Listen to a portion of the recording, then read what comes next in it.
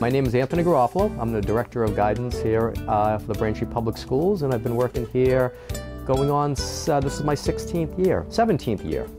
Well, in freshman year, and this might sound simple, but the most important things kids can do is come in here, set goals for themselves, get off to the right foot, and do as well as they can academically and begin to find what other areas they're going to have a passion for.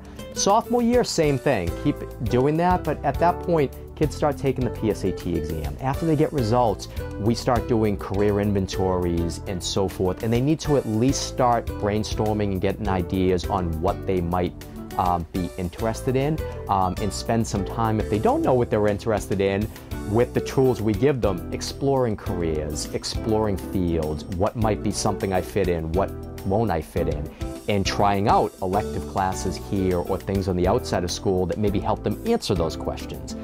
So for freshman and sophomore year, those are probably the most important things they can do.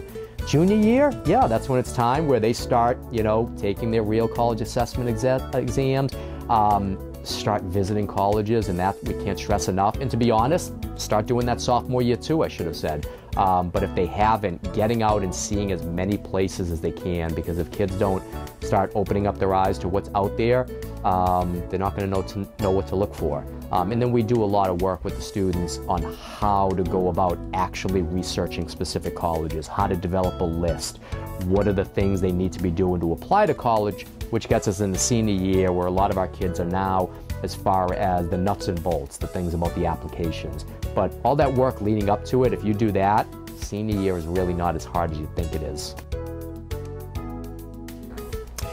The role of the parent is, and this is the easy answer, is to say, not too much, not too little.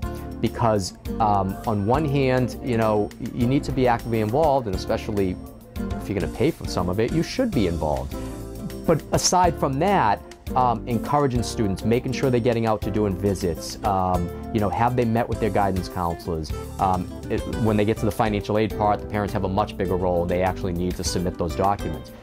What I mean by not doing too much, parents should not be filling out applications for the students. This is the students' time where they have to take responsibility for it. Parents, yes, should have some input on maybe some colleges on the list, but they shouldn't be developing the whole list for the students. So it's that middle ground between supporting and not pushing too hard, but not ignoring it at all either. Good number to apply to, and we always say the average number of our students apply to 6 to 8 colleges. So let's say 6 to 7 is kind of perfect, because we always say, you'll have 1 or 2 reach schools, those schools that may be slightly above your profile, but we're going to give it our best shot. And those work out sometimes. 1 or 2 safety schools, the schools we know, you have an excellent chance of getting into. And then another 4 or 5 that match what you're looking for and what the college is looking for. And if you do that, 6 to 7 is usually the great number. Where it differs is some students, if you're applying to a more competitive major, or some students who are applying to, Ivy League schools and more elite, sometimes they have to apply to a higher number of schools. So that number can go a little higher. As far as how many to visit, I always say if you apply to 7 schools, you probably should have visited twice that amount. Now that's not always possible. A lot of our students maybe don't get that high of a number, because it is a lot, and if you start sophomore year, junior year, it's easier to do that. But in general, I wouldn't want a student to only have visited 3 or 4 schools. It really definitely needs to be higher than that. So it's hard to put a number on it, but I always say, how many did you apply to? You probably should have visited double that. So. And the quote that I hear all the time, and it's from a former guidance director who knew this stuff better than I do, colleges aren't looking to enroll a well-rounded student. They're looking to enroll a class of well-rounded students.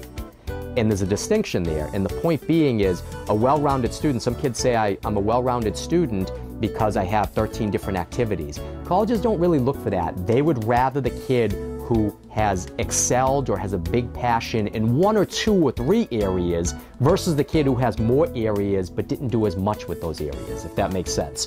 So yeah, what's your passion? Where do you stand out?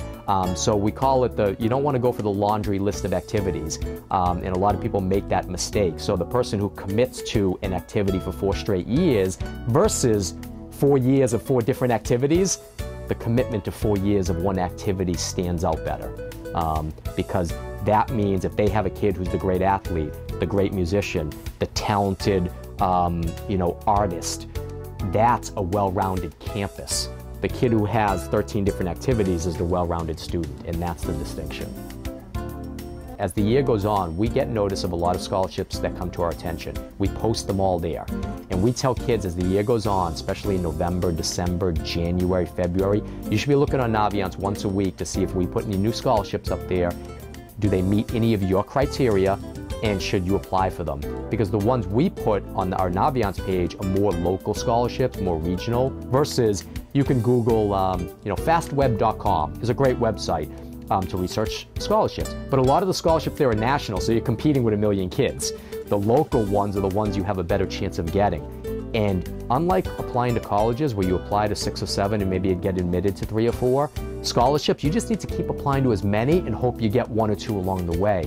And it's a great question because a lot of kids ignore that piece of it because they're done applying to school, they do their financial aid applications, and yes, some scholarships come from that, but there's a lot of individual private scholarships that if you pay attention, you can get them.